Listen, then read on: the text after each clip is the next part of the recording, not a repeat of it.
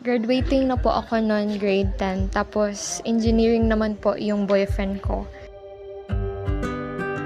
Isang beses lang po namin yung ginawa at hindi naman po namin inaasahan na may mabubuo agad. Noong nalaman ko na buntis ako, naisip ko po na ipalaglag ang bata. Kaso, alam ko kasi hindi yun tama.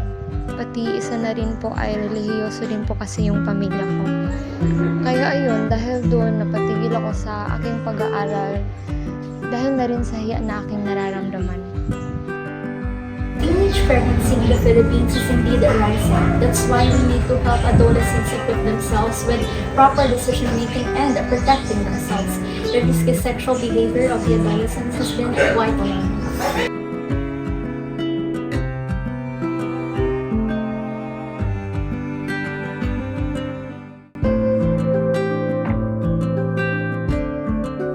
Ilang buwan na po nung niluwal ninyo yung anak niyo? Magdadalawang buwan na po, kaya parati po kami naghahanda para sa pagkain ng anak ko. Minsan nga po halos wala na po kami napakain. Nung nalaman ko po na buntis ako, nung una ayaw ko po talaga. Dumating nga po sa punto na gusto ko pong ipalaglag yung bata. Kaso alam ko po kasing mali at wala din po kasing kinalaman yung bata. Kaya ayun, kalaunan, tinanggap ko na lang din po. Wala naman din po ako magagawa. Nandito na po siya. Ako po si Luisa Clark, 16 na taong gulang. At asawa ko po si Will Traynor, 19 na taong gulang. Ba't po ba ang kinikita ng asawa niyo para sa pang-araw-araw niyong gastusin? Sa totoo lang po, kahit malaki na po talaga yan, 300 pesos, nahihirapan pa rin po kami gustusan yung mga pangangailangan ng anak namin. Kaya, paminsan ay umi-extra po ako sa pag-online selling. Pupunta po akong computer shop kasama si baby, minsan naman ay iniiwan ko po siya sa nanay ko. Nung nanganak po kayo, ma'am, ano po yung una niyong naramdaman? Takot po. Takot po talaga yung una ko naramdaman. Wala po kasi akong kaalam-alam paano mag-alaga ng bata. Baka kasi may mali akong magawa.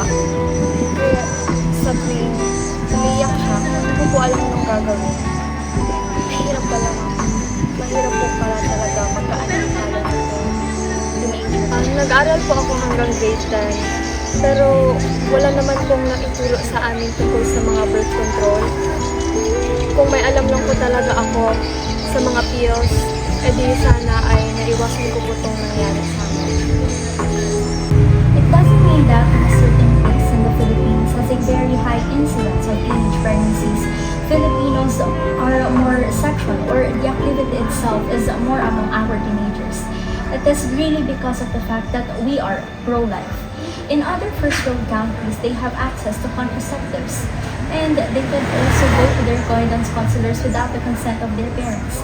In line with this is the high number, reaching 11,554 cases of teenage pregnancy in Zamboanga Peninsula on year 2018.